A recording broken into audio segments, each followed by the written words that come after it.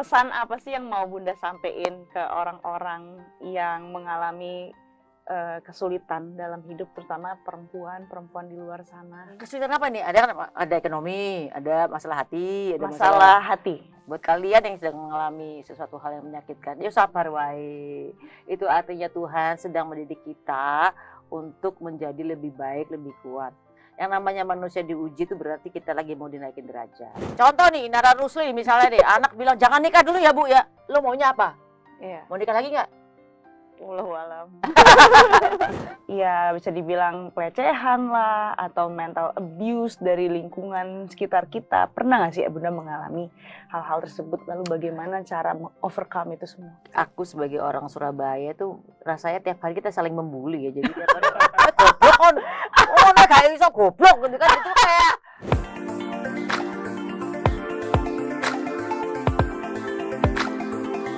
Assalamualaikum warahmatullahi wabarakatuh. Kembali lagi ke Naratif, Narasi Inspiratif. Nah, kedatangan kali ini nih kita ada bintang tamu yang luar biasa banget. Ini menjadi inspirasi para wanita, khususnya ibu-ibu semuanya karena perjalanan hidupnya yang luar biasa.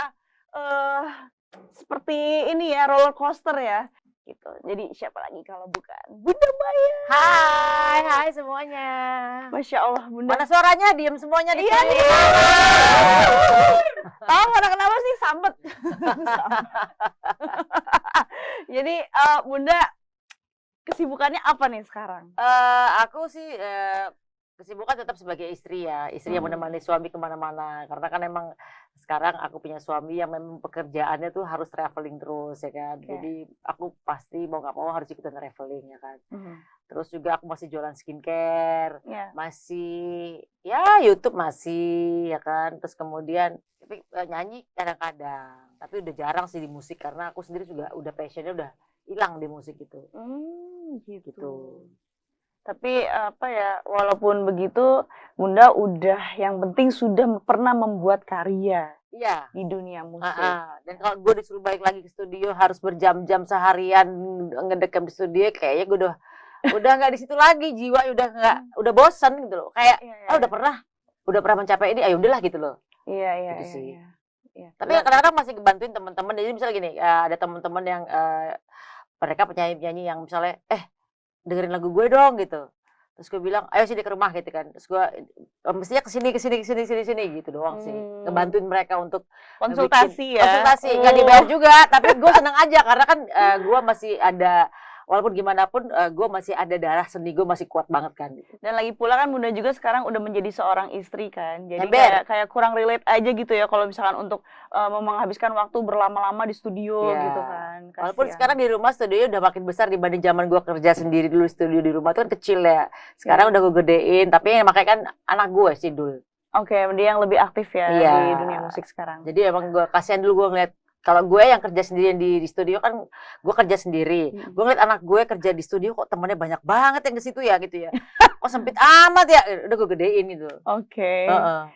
Wah, luar biasa sih Bunda sebagai orang tua, benar-benar nge-support kegiatan Nge-support anaknya anak ya. dan menjadi seorang fasilitator yang baik ya. Luar biasa. Terus Bunda, aku pengen tahu nih, karena kan aku cari tahu nih dari background keluarga Bunda ini ternyata rata-rata semuanya ini pengajar, pendidik. Dari pihak bokap ya, karena bokap itu kan akademisi dan dia memang dosen ya. Terus keluarganya dari bokap itu emang kebanyakan guru kalau nggak dosen. Jadi emang apa ya, kebanyakan akademisi sih. Dari pihak mama? Dari pihak nyokap lebih ke arah mana ya? Mungkin aku juga nggak tahu. Kalau nyokap kan dia berumah tangga, tapi kalau dari nyokap itu ada yang jadi di Amerika, ada yang jadi intelijen kali ya, ada yang jadi macam-macam sih. Random kalau dari nyokap sih. Oke. Berarti ini bisa dibilang Bunda nih kayak nyasar sendiri nggak sih ke dunia musik? Kalau sebenarnya nyasar sendiri nggak juga, karena mungkin dari eyang gue, ibunya Cokro Aminoto itu seneng banget main piano. Jadi mungkin ya ada darah musik juga gitu. Dari sana Cuman ya. bokap juga seneng main piano kan. Tapi mungkin yang nyeleneh gue yang jadi musisi beneran gitu. Yang nggak Nyeleneh. terbayangkan tiba-tiba jadi musisi beneran. Tapi kan sebenarnya nggak heran juga karena bokap arsitek. Arsitek itu kan gambar. Dia kan Iya. seni membuat rumah gitu Iya. kan. Sebenarnya darah seninya ada, cuman beda genre aja gitu. Iya. Gitu sih. Iya benar-benar. Oke. Jadi itu sedikit menjelaskan ya, darah seni bola itu dari mana. Ya. Jadi nggak tiba-tiba mencar sendiri gitu loh guys ke dunia musik. Mencar Kayak sendiri. ada sih kayaknya ada yang dari eyang-eyang, ada yang seniman gitu. Bukan sebagai musisi tapi mereka emang senang musik aja gitu. Oke. Ini besok gue juga ke mana, kayak gue ngajak nyokap bokap pergi ke Eropa tuh juga, bokap kan seneng aja dengerin musik-musik klasik ya. Jadi gue akan anterin bokap pergi kayak ke konsernya kayak apa sih, kayak Mozart gitu. Karena dia mau pendengar musik klasik tuh gila-gilaan gitu. Iya, Makanya iya. besok gue ke Austria tuh gue akan kasih bokap untuk hadiahin dia untuk nonton konser-konser yang klasik-klasik gitulah. Bunda, waktu awal masuk ke dunia musik sebagai musisi yang baru ini pasti kan banyak tantangannya dong. Bahkan notabene-nya nih kita nggak bisa pungkiri sebagai seorang perempuan, dimanapun kita berada di bidang apapun kita berusaha, itu pasti ada aja istilahnya apa ya, obstacles-nya. Salah satunya adalah, mohon maaf ya, seperti ya bisa dibilang pelecehan lah atau mental abuse dari lingkungan sekitar kita. Pernah nggak sih Bunda mengalami hal-hal tersebut? Lalu bagaimana cara overcome itu semua? Kalau mental abuse rasanya, kalau aku sebagai orang Surabaya tuh rasanya tiap hari kita saling membuli ya. Jadi tiap hari goblok kan, kayak iso goblok gitu kan. Itu kayak di Surabaya tuh mental saling membuli tuh udah kayak hal yang biasa. Jadi kemungkinan orang-orang Surabaya mungkin Jawa Timur terutama ya, kayak mentalnya memang pada kuat ya. Jadi kalau ngomong sekasar apapun kayak yang ketawa-ketawa aja gitu kan. Mungkin kalau secara mental abuse, aku sebagai orang Jawa Timur terbiasa dengan itu ya. Jadi nggak ngerasa kayak, oh dia lagi ngebully gue ya, padahal enggak gitu loh. Jadi gue nggak ngerasa itu. Cuma kalau dilecehin, nggak juga sih, aku nggak pernah merasa aku terlecehkan karena aku seorang perempuan ya. Dulu pada zaman SMP aku udah main keyboard, udah ke festival lah bareng sama bandku ya gitu. Aku pemain keyboard perempuan, satu-satunya pemain bandnya itu semuanya laki gitu kan ya. Terus SMA juga aku main festival gitu, aku satu-satunya pemain bandnya perempuan. Aku tidak merasa terlecehkan, bahkan mungkin aku bisa membuktikan bahwa aku bisa jadi the best keyboard saat itu di Jawa Timur kan. Jadi buat aku, siapa yang berani ngelecehin, orang kita tunjukin prestasi gitu kan. Jadi dan kebetulan mungkin karena jiwaku separuhnya hampir kayak laki-laki, nggak ngerasa bahwa, dan mereka juga memperlakukan aku bukan seperti layaknya perempuan. Jadi kayak mereka nggak, Maya kan laki gitu kan. Jadi aku belum pernah ngerasa kayak dilecehin atau misalnya mental abuse secara yang aku rasa. Atau mungkin aku jadi dablek ya kali ya. Aku nggak ngeh kali ya kalau lagi dilecehin. Jadi aku nggak ngerti juga. Itu kocak. Jadi kalau kata orang bilang Maya itu blur gitu loh, nggak peka kalau lagi dikatain gitu. Tapi ada apa ya gitu. Cuek aja gitu. Iya. Bunda, ini maaf loh, ini ada suara orang renovasi. Biasa, orang kaya. Kamu kan bentar lagi kaya. Iya, amin ya robbal alamin. Nggak kelar-kelar soalnya Bunda lagi bangun candi. Nah, gue juga renovasi nggak kelar-kelar di rumah gue. Abis ini section ini renovasi bagian ini, renovasi bagian itu. Iya benar. Tapi maksudnya gimana ya, susah juga sih. Itulah yang bikin aku jadi pengen cepet-cepet pindah sih dari sini. Soalnya kan ini townhouse. Terus rumahnya itu kan, kalau townhouse kan berdekatan gitu kan. Jadi kalau ada suara duk-duk gini tuh bukan cuma bunyinya doang kita kebagian, bener debu-debunya juga. Jangan-jangan semua kamar lagi berisik. Lagi kabar suami istri berisik, denger lagi tuh musik. Aduh, itu enggak sih udah, kalau itu lebih ke kontrakan petakan. Jadi ya itu sih yang bikin nyebelin, karena aku punya alergi kan, aku punya asma. Jadi ketika mereka lagi duk-duk gitu kan, debunya tuh kan kemana-mana. Itu aku serumah-rumah tuh anak-anak tuh bisa pada kena ini alergi. Oh, gitu. Bunda, aku mau tanya nih, gimana caranya Bunda membagi waktu kegiatan antara menjadi seorang musisi, jualan skincare, sama jadi seorang istri? Pernah nggak sih dikomplain gitu sama suami? Enggak sih. Kebetulan aku dapat suami yang sangat open mind banget ya. Dia memang orang yang sangat membolehkan istrinya untuk berkarya apapun. Selama itu membuat hati pasangannya bahagia, dia sangat mensupport lah. Jadi memang itu termasuk salah satu doaku bahwa ya Allah, kirimkanlah aku orang yang selalu mensupport kelebihanku dan memahami kekuranganku. Alhamdulillah itu dapat banget di suamiku. Jadi dia membolehkan aku mau nyanyi kayak, mau ngonten kayak, mau jualan skincare kayak, mau jungkir balik, selama itu kita bisa jaga integritas, it's okay. Karena dia juga akan ngerasa kasihan bahwa kalau seandainya dapat, misalnya dia nih lihat bahwa pasangannya dia harus di rumah terus nggak ngapa-ngapain, dia malah kasihan. Takutnya malah ngegangguin dia dong ya kan. Jadi mendingan lo sibuk aja supaya dia kan masing-masing harus berkembang kan. Iya. Supaya kalau pulang ke rumah tuh nggak yang satunya gangguin suaminya atau yang satunya yang obrolannya nggak nyambung ya kan. Kan Iya. pasti ada yang dibahas keseruan-keseruan kita di luar rumah kan gitu. Iya. Biar tetap menjaga a flame di dalam rumah tangga Yes, itu ya, Masya Allah.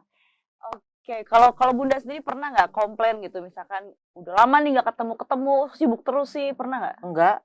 Orang gue juga Ngikut terus soalnya. enggak juga kalau dia kan tiba-tiba misalnya dapat ada di telepon temennya, kita pergi ke sini yuk, temennya pergi kemana gitu. Dia pasti pergi, Cong, aku pergi dulu ya. Oke, have fun, aku langsung gitu juga. Jadi akunya juga orang kan nggak rewel ya. Akunya juga kalau dia pergi lama ya nggak apa-apa, aku juga bisa kerja kan gitu loh. Malah yes kerja nih, cuan. Oh, sebagai seorang suami istri, apa sih yang dijaga, komitmen yang selalu dijaga gitu, kesepakatan antara Bunda sama ini, Mas Dedi? Irwan, integritas sih. Selama kita jujur, selama kita selalu merasa bahwa gini, aku nih adalah seorang Maya Estianti yang kalau di luar rumah itu aku punya suami, walaupun nggak ada, tapi aku harus menjaga bahwa aku tuh orang yang sudah bersuami gitu loh. Begitu juga sebaliknya dengan Mas Irwan. Mas Irwan selalu ngomong bahwa dia adalah seseorang laki-laki yang sudah punya istri. Mhm. Semakin orang manggil, Bunda mana? Dia misalnya Mas Irwan lagi jalan kemana gitu. Bunda Maya mana Mas? Gitu kan ya. Nah dia seneng tuh karena dia tahu loh gue punya istri gitu loh. Oke. Jadi dia semakin orang tahu semakin dia senang karena dia bisa dia emang orangnya juga sangat ini ya komitmen banget. Jadi apa yang kita jaga adalah integritas itu. Kita misalnya gini loh, integritas itu paling jeleknya adalah gini. Kita dalam ruangan nggak ada orang tahu, kita melakukan perbuatan dosa kayak nggak disukai Allah gitu loh kan. Iya. Jadi walaupun misalnya kan kalau kita nggak ada orang, bisa aja kita melakukan hal-hal misalnya pakai drugs atau misalnya ngapain sesuatu hal yang Allah nggak suka. Nah integritas itu adalah walaupun kita sendirian dalam kamar, tapi kita tidak melakukan sesuatu yang tidak disukai Allah gitu. Masya Allah. Itu namanya integritas lah kita kira logikanya. Itu deep sih. Deep ya? Deep banget sih. Itu yang dijaga sih. Jadi kita udah masing-masing udah tahu sih ya kalau misalnya gua harus pergi dengan teman gue yang cowok-cowok atau kerja dengan teman cowok-cowok, dia nggak akan mungkin cemburu karena dia tahu bahwa aku bisa menjaga integritas itu. Begitu pula sebaliknya gitu. Wow. Jadi trust nomor 1, respect and love. Wah, nggak pakai gaul ya, trust, respect, love, and gaul.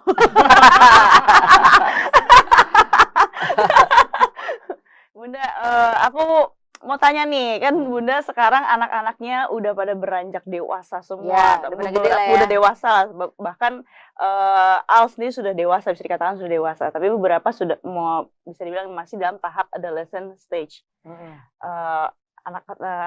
Istilahnya anak-anak beranjak ke dewasa gitu. Udah bukan beranjak, sudah dewasa kali. Sudah ya. dewasa. Di atas 25 tahun. Yang terakhir mungkin Bedul yang masih di bawah 25 tahun ya. Iya. Al sama El udah di atas 25 tahun lah. Gitu. Okay. Al 27, El 25. Bedul yang masih 24. Tiga anak ini kan berarti masing-masing punya pendapat, punya pandangan yang berbeda-beda. Dan pastinya treatment Bunda ke mereka itu kan juga pasti beda ya, nggak mungkin disamain semua. Gimana cara Bunda menghadapi mereka ini, dan gimana problem solving ketika emang ada konflik gitu? Sebagai ibu tentunya aku menyadari bahwa mereka ini sudah bukan lagi anak yang zaman dulu yang, nak mandi, nak makan. Enggak, tapi mereka adalah sosok yang aku membayangkan, aku aja umur 20 tahun udah kawin itu kan waktu itu ya. Jadi umur anak-anak yang umur 20 tahun ke atas tuh udah bukan lagi yang harus kita suruh-suruh gitu loh. Yeah. Jadi aku bener-bener maunya anaknya nih apa nih. Jadi selalu maunya kamu gimana? Maunya gini-gini. Oke, kita support ya. Jadi udah bukan lagi kamu harusnya begini-begini, enggak. Tapi oke, misalnya aku maunya gini gitu. Kamu maunya gimana gitu. Oke, kalau misalnya gini baiknya sih begini, tapi terserah kamu. Jadi selalu mengembalikan apapun ke mereka karena mereka udah bukan lagi anak kecil yang kita suruh-suruh gitu kan. Okay. Jadi itu rasanya lebih mereka dengerin daripada kita kamu harus begini ya gitu. Iya sih. Kita selalu kasih mereka opsi lah ya. Iya, opsi untuk mereka berpikir sendiri, kamu maunya gimana? Yang pasti pertanyaan pertama tuh misalnya gini, Bunda aku misalnya gini, oke besok aku mau kawin misalnya gitu. Kamu maunya gimana pernikahannya? Itu dulu. Bukan yang nanti kalau kamu nikah ya, resepsinya harus begini.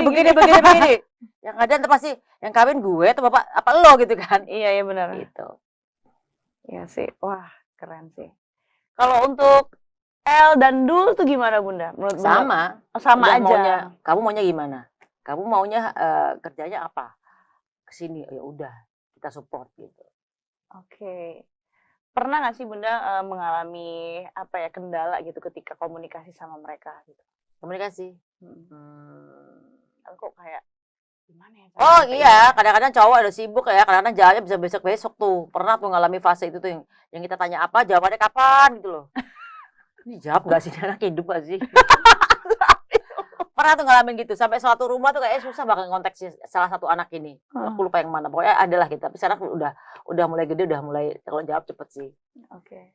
Ganti anak yang lain yang begitu. Bukan anak ini. Anak ini udah jawab cepet, yang satunya mulai yang kumat-kumatan hilang-hilangan tuh gitu. Kumat-kumat. Tapi anak cowok ya udahlah ya gitu. Tapi kita punya grup WhatsApp keluarga yang bilangin kakak lo tuh gini, jadi bisa langsung tung gitu. Sebagai calon mertua nih, asik. Asik. Kan anak-anaknya katanya pada mau nikah. Berarti kan Bunda ini calon mertua lah. Ya. Nah, sebagai calon mertua ini yang bijak gitu ya, pernah nggak sih Bunda kayak dicurhatin gitu sama calon menantunya gitu, ada kendala apa, terus Bunda tuh memposisikan dirinya tuh gimana? Oh ya, tentunya aku tidak mau menjadi monster in law. Kan orang-orang kan bilang mother in law itu monster in law kan. Aku nggak mau Monster jadi in law. nggak mau jadi seorang ibu mertua yang monster gitu kan, yang kayaknya kalau nanti misalnya gue bakal datang ke rumahnya salah satu anak, misalnya mereka udah pernah kawin, aduh gue takut sama mertua gue nih monster banget gitu. Gue nggak mau di titik itu, karena itu kan kita pernah melewati fase itu kan, fase mempunyai monster in law itu kan. Kita nggak mau seperti itulah, jadi benar-benar yang kita pengen ya itu tadi, maunya anak seperti apa kita support. Kita kalau misalnya nanti mereka udah nikah, itu udah bukan kuasaku lagi untuk ikut campur. Even kalau misalnya mereka harus punya masalah, itu aku pasti akan balikin lagi ke mereka gitu. Lah kamu gimana, kan kamu pilih dia, kenapa kamu komplain? Pasti akan gue balikin gitu.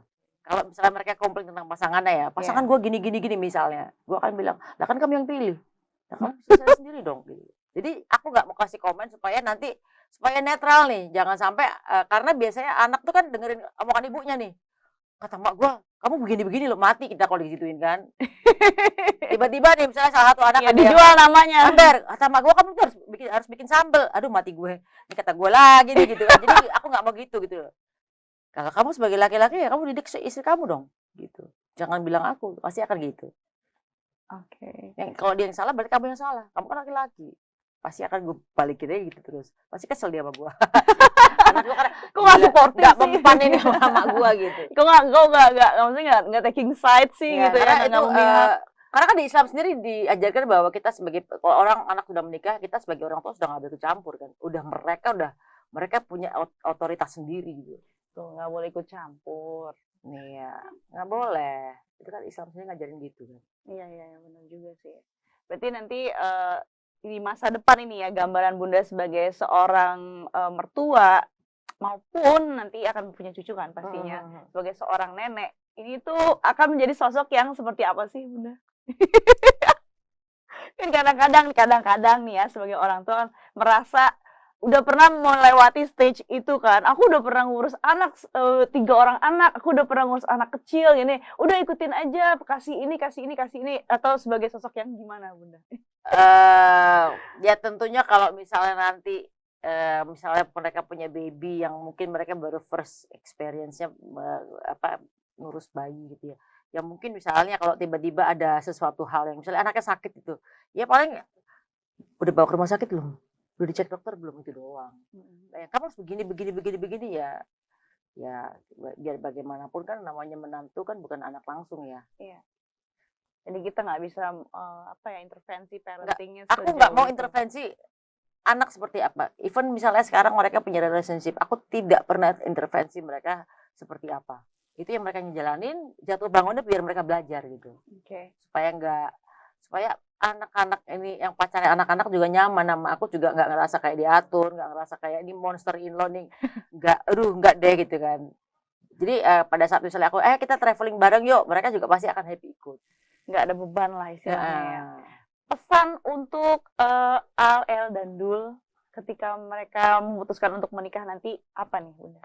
Selalu aku ulangin, mereka adalah laki-laki, mereka mencari nafkah, dan mereka harus bisa membiayai anak istri, harus membahagiakan anak istri. Tapi tetap tentunya kalau masalah membahagiakan itu saling ya, antara laki dan perempuan, suami istri itu harus saling membahagiakan ya. Cuma kalau masalah cari nafkah, nah itu laki-laki tuh. Gak ada tugas cari nafkah adalah perempuan, gak ada di dalam Islam itu kan laki-laki mencari nafkah. Jadi kamu sebagai laki-laki wajib mencari nafkah buat anak istri kau. Harus siap, aku bilang gitu. Dan jangan sakitin hati perempuan. Seberapa dekat sih Bunda hubungan Bunda sama masing-masing pasangannya AL? Kalau dibilang deket, sebenarnya aku nggak mau terlalu mendekat, karena aku nggak mau ikut campur. Takutnya nanti kalau misalnya komen sedikit salah nggak lucu gitu kan. Jadi aku pada saat ketemu ya cuman kalau mereka tanya sesuatu ya aku jawab. Tapi kalau mereka nggak tanya ya aku, ayo kita happy aja yuk, kita makan ini udah gitu aja. Karena aku nggak mau kepo dan aku nggak mau bukan apa ya, takut nanti tiba-tiba keceplosan ngomong apa yang membuat mereka tersekong hetong ya Nek. Kan aku takut ya, nggak mau gitu. Sekong hetong nggak tuh? Mak mertua gue serem gitu kan. Iya benar. Seperti itu. Gitu. Iya sih benar juga. Berarti selain integritas, value apa yang menurut Bunda ini yang wajib untuk dibangun dan dipertahankan untuk membentuk keluarga yang harmonis? Itu tadi respect, love, and trust. Respect, love, and trust ya. Cuman 3 itu sih sebenarnya. Iya sih, karena kalau cuma ngandelin cinta, kadang-kadang hati bisa manusia ember. Nanti ada yang lewat, ada yang makhluk indah lainnya repot nih ya gitu. Jadi ngerti tanggung jawab gitu ya. Bahwa kalau mereka udah komit untuk menikah ya berarti kamu harus siap dengan satu. Aku selalu bilang sama anak-anak, kamu bayangin, kamu bakal hidup sama dia 50 tahun lagi loh. Bisa nggak kamu gitu kan? Coba bayangin. Tiap hari dengan sifatnya dia, misalnya pasangan kamu ada yang menyebalkan, bisa nggak kamu hidup dengan dia dengan sifat yang menyebalkan itu? Bisa mentolerir 50 tahun, 60 tahun, lu bisa nggak gitu kan? Mentolerir kalau bisa silakan kekurangannya ya. Karena kita menerima kekurangan masing-masing pasangan ya. Jadi jangan sampai tiba-tiba ntar datang ke ucuk ke orang tua, istri gua gini Bunda. Wah, aku nggak mau denger tuh gitu kan. Nah kan kamu yang pilih, kamu lah yang didik. Kamu kan kalau dia yang salah, bini lo ya berarti lo yang salah gitu. Lo nggak bisa ngedidik gitu kan. Karena biar gimana pun yang megang peranan dalam keluarga itu yang paling utama ya imam. Iya gitu. Jadi kalau dibilang, oh bininya nggak bener ya, yang salah ya lakinya nggak bisa dididik gitu aja sih. Jangan kita perempuan disalahin deh, Say. Iya. Ya kan sih? Contohnya gini, kalau ada anak yang agak kurang ajar ke orang tua gitu ya, yang salah bukan anaknya. Iya dong. Ibunya yang pola asuhnya gimana, gitu kan. Kalau kita kan, loh berarti ada yang dicontoh nih ya kan. Kalau anaknya melakukan sebuah kurang ajaran itu pasti ada yang dicontoh gitu kan. Walaupun mungkin ibu bapaknya benar, tapi pasti ada lingkungannya yang membuat dia menjadi seperti itu gitu kan. Iya benar. Pola asuh. Kebanyakan. Iya. Ini aku ada pertanyaan yang sangat sensitif, mudah-mudahan Bunda mau berkenan untuk menjawab dan tidak tersinggung. Nanti Bunda takut turun kalau sensitif. Sensitif gini-gini mulu nih. Kalau ini extension gue ini turun-turun mulu. Bunda ya? Aman Bunda. Masih ini kok, gorgeous. Udah waktu yang tacap. Bunda kan pernah cerita waktu aku podcast tempat Bunda. Bahwa Bunda sempat mengalami 8 tahun ya dipisahkan sama anak-anak. 7 tahun berpisah sama anak-anak, dan itu sangat berat banget untuk kita seorang ibu berpisah sama anak-anaknya. Pasti sedikit banyak Bunda mengalami bisa dibilang mental illness disorder. Aku mental illness, ada semacam mental issue kah atau kayak anxiety, itu gimana cara Bunda mengatasi itu? Sebenarnya mental illness enggak ya. Karena waktu itu memang pada saat aku hidup dengan kesendirian itu memang aku pengalihan supaya aku tidak down itu, satu ngumpulin teman banyak di rumah. Kemudian kedua aku kerja keras. Aku pengalihanku supaya nggak gendeng hari itu adalah aku kerja keras. Jadi benar-benar yang kayak fokusku udah aku rubah nih. Aku nggak mau mikirin sesuatu hal yang menyedihkan, nggak mau kepikiran anak, aku harus fokus cari cuan nih. Yang gimana aku harus berdiri sendiri di atas kakiku sendiri kan, jadi benar-benar fokusnya ke sana terus tuh. Jadi sampai benar-benar yang nggak mau mikir mau anaknya balik atau enggak, aku udah nggak peduli gitu loh, karena buat aku tuh waktunya Tuhan lah gitu. Jadi fokusku adalah aku benar-benar ke cari uang, which is berhasil sih, bisa beli rumah, bisa bikin perusahaan segala macam ya kan. Nah itu yang membuat aku nggak sampai drop down ke bawah gitu. Bunda ada di fase kayak berarti melepaskan kemelekatan. diri dari kemelekatan. Yes, itu melepaskan kemelekatan itu memang mungkin memang Tuhan mengujinya di situ kan. Kita kan memang, aku memang sadar waktu hari itu kayak waktu belum sadar masih marah kan. Wah, ini kenapa kok nggak ketemu anak, kayak nggak semuanya hilang ya kan. Tapi kan pada saat fase-fase semakin dewasa, semakin ngerti paham maksud Tuhan apa itu kan makin tahu, oh ternyata aku diuji adalah di fase untuk melepaskan segala kemelekatan ya kan. Jadi pada akhirnya ya udah mendingan dilepasin sekalian, gue happy-happy aja kerja keras gitu kan, gitu. Jadi bukan berarti nggak peduli sama anak. Nggak peduli, bukan nggak peduli, tapi melepaskan kemelekatan supaya nggak sakit. Iya. Kita ngikutin apa maunya Tuhan lah gitu loh. Tuhan mau nyuruh kita nggak ketemu anak ya udah ikutin aja. Kita fokusnya kita alihin ke tempat lain lebih positif lah gitu. Iya. Nanti karena waktu itu aku yakin bahwa suatu saat anak pasti akan nyari ibunya kok. Nggak mungkin aku bilang gitu. Yang namanya anak yatim piatu yang lahir nggak ngerti bapak ibunya siapa, mereka aja mencari bapak ibunya siapa gitu kan. Apalagi anak udah tahu bapak ibunya siapa gitu kan. Gitu. Ya, dan belajar untuk melepas diri dari kemelekatan itu kan sesuatu yang berat, Bunda, dan nggak semua orang bisa mempraktekkan hal tersebut gitu. Teori Ya. mungkin mereka bagus-bagus semua, tapi pada prakteknya nggak semua bisa mampu gitu menjalani kehidupan tersebut gitu. Ya. Untuk ada di tahap kayak, oke, kita sadar bahwa kita ini hidup nggak bawa apa-apa. Mati pun juga nggak bawa apa-apa gitu. Bahkan roh kita juga pinjam. Wow, iya. Jadi jangan merasa punya kita memiliki sendiri kan gitu. Jadi aku mulai sadar bahwa kita tuh semuanya bukan kita, ya. Kita adalah Dia gitu kan. Sadar bahwa roh kita jadi ditiupkan kok dari Allah gitu kan, minjem ya kan gitu loh. Jangan GR lo kita punya segala macam kan gitu. Jadi akhirnya gara-gara itu kembali lagi ke spiritual ya, belajar spiritual, baca kitab-kitab yang akhirnya paham bahwa oh ternyata kita lagi diajarin untuk melepas segala kemelekatan gitu. Kalau waktu bisa diputar kembali, Ngapain? Lu iseng amat. kalau waktu bisa diputar Oh kembali, enggak, aku suruh balik-balik lagi. Mendingan sekarang happy enak. Bunda Suruh mau ngulangin ujian lagi, udah selesai. Lo mau suruh balik SMP, Tanas lagi. Iya. Bunda dikasih pilihan ya sama Allah, jadi musisi atau jadi apa bidang pekerjaan yang menurut Bunda kayaknya akan menjadi ini kalau nggak jadi musisi. Enggak sih, emang dari kecil gue seneng musik. Jadi memang gue waktu itu di tahap umur sekian sampai sekian tuh emang gue pengen jadi musisi. Karena dari SMP gue udah festival band ya kan, SMA gue udah festival band, bahkan SMA gue udah festival DJ ya kan, udah menang kompetisi DJ ya kan. Jadi memang darah gue emang darah seni, darah musik. Dan pada saat gue udah bikin Duo Ratu, Duo Pasto waktu itu, kemudian collab sama Kita Kutawa segala macam, semuanya kan pencapaiannya bagus tuh kan. Terakhir juga Tata tuh ya kan, Sang Penggoda itu kan, itu juga bagus ya kan. Nah udah mau apa lagi, kayak udah capek lah, udah ngelewatin itu, ngapain lagi gitu kan. Pernah nggak sih Bunda merasa menyesal atas keputusan yang udah Bunda ambil jadi musisi? Enggak, dalam hidup. Enggak. Oh menyesal sih dulu mungkin iya, tapi sekarang udah enggak, karena kalau kita udah paham spiritual kan apa yang kita lewati itu kan karena kehendak Tuhan. Jadi ya kayak paham bahwa memang Tuhan maunya kita lewatin itu, ya sudah gitu loh. Disyukurin aja, malah dibuat bahan ketawaan. Gila ya lu goblok banget ya. Begini begitu gitu kan, lucu kan, mentertawakan masa lalu dengan ketololan kita masa itu kan gitu loh. Jadi ya dibuat lucu aja gitu. Iya.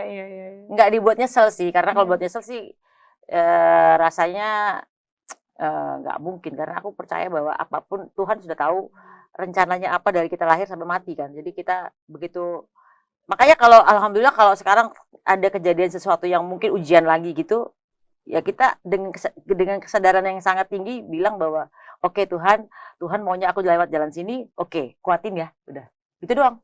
Karena aku yakin bahwa semua sudah diatur sama Tuhan ini gitu. Jadi ya santai aja gitu. Oke. Nah, pertanyaan terakhir nih Bunda. Aku ada update sedikit nih Bunda, kemarin sempat jadi pengibar bendera finish ya, MotoGP ya, di MotoGP Mandalika. Gimana sih kesannya Bunda? Seneng ya, karena sebenarnya tuh kan udah tahu bahwa itu bakal jadi pengibar bendera finish, tapi pada saat sehari sebelumnya tuh masih kayak grey gitu loh. Terus besok pakai baju apa ya, gue ngapain ya gitu. Karena aku nggak ngebayangin, karena nggak tahu mesti ngapain gitu kan. Terus akhirnya besoknya udah bendera jadi pengibar bendera finish itu kan. Memang sudah diminta dari sebelumnya gitu kan.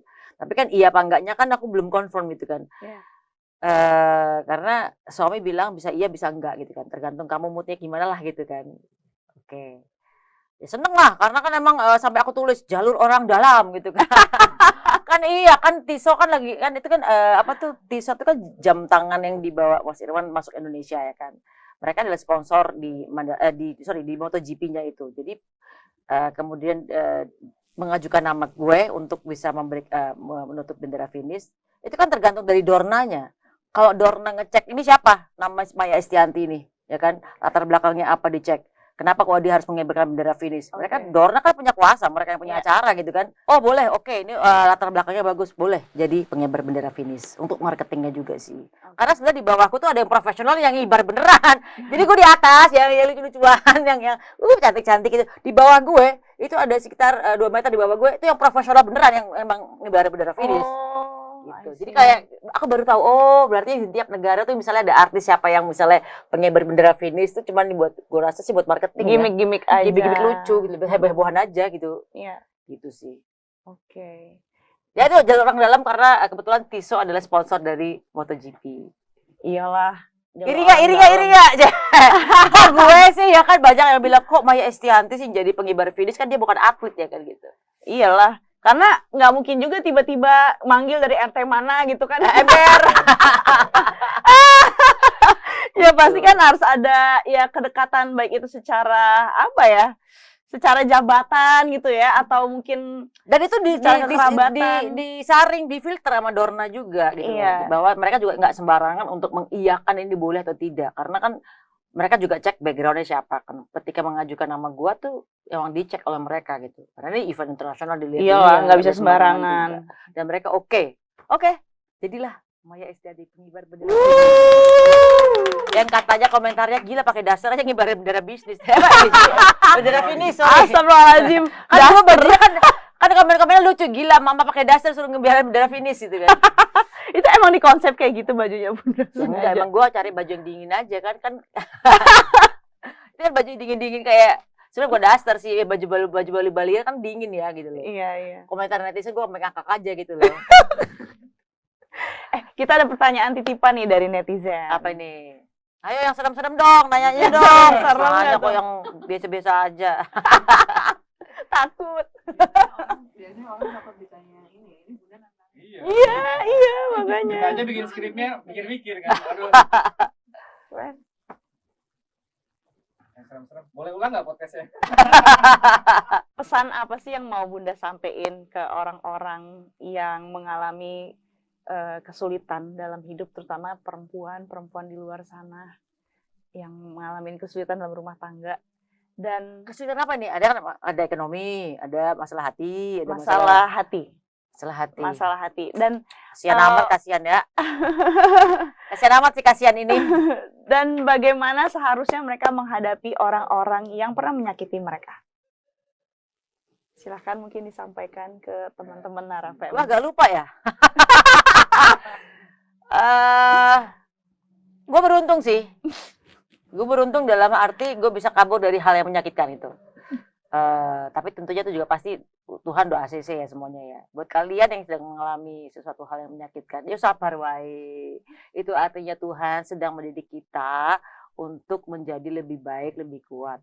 Yang namanya manusia diuji itu berarti kita lagi mau dinaikin derajat. Ingat ya, ini pesan gue selalu gue omongin.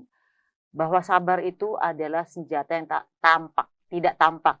Nampaknya sepertinya susah, padahal itu adalah sebuah senjata kita. Kita diam aja sabar, insya Allah jawabannya akhirnya pasti endingnya indah. Udah jalanin aja, sabar, ikhlas, serahkan semua sama Tuhan, nggak usah kita pikirin yang berat-berat. Nggak usah pakai mengutuk diri sendiri misalnya bilang kenapa hidup gue begini, nggak usah. Percaya aja sama Tuhan dan percaya bahwa pasti Tuhan akan kasih kebahagiaan di ending. Nggak mungkin orang suruh puasa terus tiap hari, pasti ada lebarannya, udah pasti itu. Jadi sabar aja jalanin, terus kembalikan segala sesuatu kepada Allah, ikhlas. Terus ya sambil mencari sambil melakukan sesuatu hal yang positif dalam kehidupan, misalnya kerja, cari pikiran yang hal yang bisa mendistract pikiran lah. Nah kalau kita pikirin sakit hatinya terus ya sakit, cuma kan distract aja, distract bahasa Indonesia apa ya? Alihkan, apa ya? alihkan pikiran alihkan. dengan melakukan sesuatu yang positif. Oke, satu lagi terakhir Bunda. Yep. Maafkan atau lupakan? Memaafkan pasti, melupakan sih susah ya. Mana ada forgive but not forget, pasti gitu kan semboyannya kan. Iya. Gitu sih. Oke, pertanyaan yang Terakhir. terakhir banget nih. Janji. Mau tambahin 100 juga gue berani sih, ayo gitu.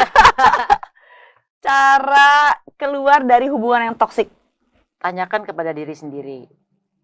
Segala sesuatu kalau kita sedang mengalami sesuatu yang berat, yang kita rasa berat ya, padahal mungkin menurut orang lain mungkin alah gitu aja gitu kan. Tapi tanyakan kepada diri sendiri, di hati yang paling dalam. Kamu udah siap untuk berpisah? Tanyakan. Kalau nggak siap ya jangan pisah. Tapi kalau emang kamu udah siap berpisah, ya kamu pisah. Kamu harus keluar gitu. Karena kalau toksik itu antara kamu yang harus bisa menambah kesabaran banyak, atau kalau kamu nggak mampu ya kamu cabut aja gitu.